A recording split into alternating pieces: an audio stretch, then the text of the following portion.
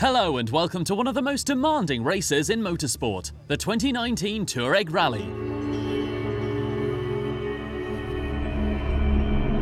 250 pilots from 26 different countries gathered together at the western edge of the Grand Erg Occidental, Algeria.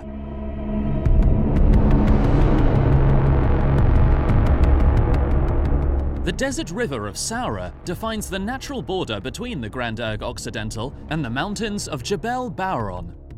There, the water has carved a spectacular landscape. At points, there are only a few hundred meters between the rocks of the mountains and the dunes. It's the first time that the Tuareg Rally is here in Algeria, in the south of Algeria. We are in the area of Peshawar. It's today our first time, and I think we will have a really great time here in the south of Algeria. During the Tuareg Rally, all the competitors are called to face many challenges, including the desert's exhausting conditions on both gravel and sand. Navigating all the way to the finish line is not an easy task and hides many potential delays and surprises. Navigation on the Tuareg, I think it's a little bit different than on the other races. You have a GPS, you have the roadbook. You can navigate on a roadbook like on the other rallies. You have to follow the pistes first, and sometimes it's possible the GPS show you the right direction to the right side, and the roadbook say you go to the left side. Then you have to combine it. The GPS point is behind the next mountain, and the roadbook will carry you around the mountain. So it's not to follow the GPS there. But in the sand, you need the GPS points, it's much easier, and you follow directly the GPS points. So it's a mix of everything all the day, finally, to take what you have and make something out of it. The Tuareg Rally begins with a mass start at the foot of the dunes.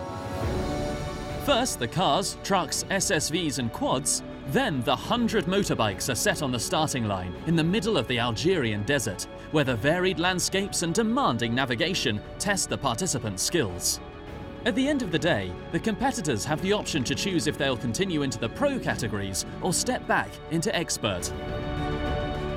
In the Tuareg Rally, you have the pro route and then you have the amateur route, the pro route just being a bit longer in distance.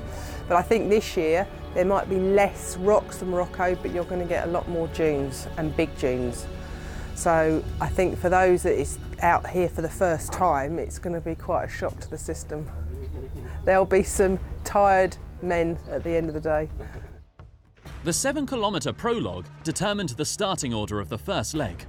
In addition to cunning navigation and 3 secret checkpoints, it contained many kilometres of dunes in which the Algerians made their move and stole the show on the first day. The second day is extremely demanding, and only a few will make it to the finish. This stage of the Tuareg Rally was too difficult for many participants, and while the day before only 20% made it to all the checkpoints, on the second day it was even less.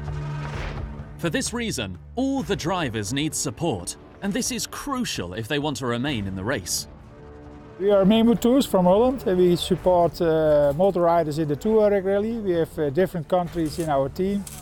We are from Holland, we have Dutch drivers, we have people from Germany, we have people from England, and we have people of Japan. And we give these people full support in the rally.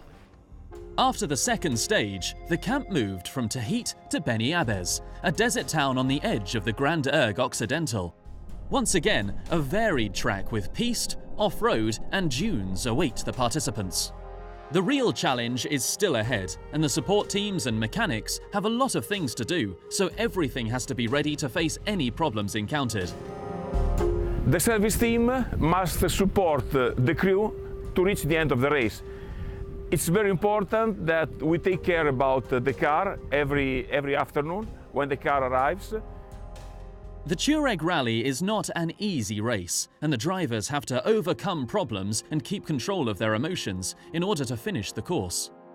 It was very good. It was very hard, but we managed to finish, and we are here now. We are very happy. We started pretty well on the first stage, and we did a good time. Then we got stuck on the second stage at least twice on big sand balls. The sand was way softer than we anticipated. But we completed the course without any major issues, and that's what we want. We'll complete the entire race. On the third day came tragedy. as Italian quad driver Giovanni Stefani lost his life in the Beni Abbes area due to an accident.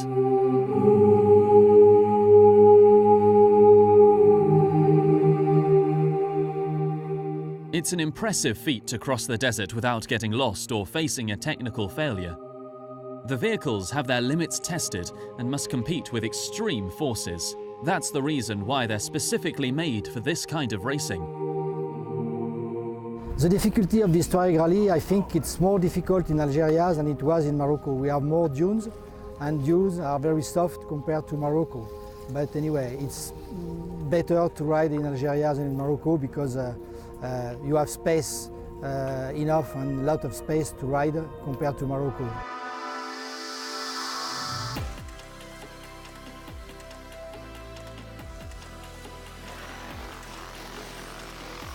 Any bad luck or abandoning could cost them dearly. However, the participants showed cooperation and team spirit in order to stay safe and make it to the end. We were in an impossible position. We had the car up with the crick and then the whole thing tumbled down the dune. And then we were completely stuck and we were helped by 3 cars to get us out. And that is also so fantastic of a rally, that people help each other out and that there's this common team spirit. So that was fantastic. At the start of the 7th stage, the cards were more or less shuffled. The 3 rounds of 30 kilometers through the dunes of the Grand Erg Occidental brought few changes.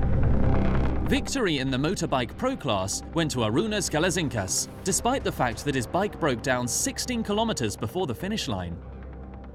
The Lithuanian driver managed to win the race, keeping his advantage from the previous days. Feeling is great.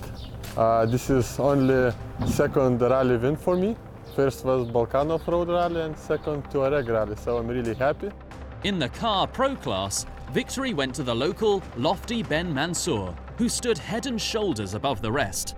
The Algerian led the race from the first day, and it was a fairly easy win. السلام عليكم، بن منصور لطفي. هذا شاركنا في رالي توارق والمساعد تاعي بن منصور حسين، وهذا النظام تاع رالي توارق كان مليح، ونشكر على هذا النظام اللي أول خطرة احنا تسمى نلقوه كيما هكذاك، والحمد لله. وكانت كي شاركنا احنا أول خطرة في الجزائر، أول خطرة كان يديروا هذا في الجزائر وكلاصينا فيه، والحمد لله على هذه المشاركة.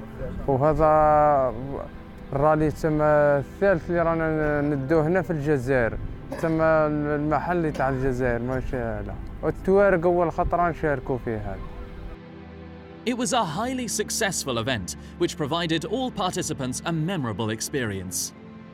They enjoyed the hospitality Algeria provided and look forward to the next edition of the Tuareg Rally in 2020.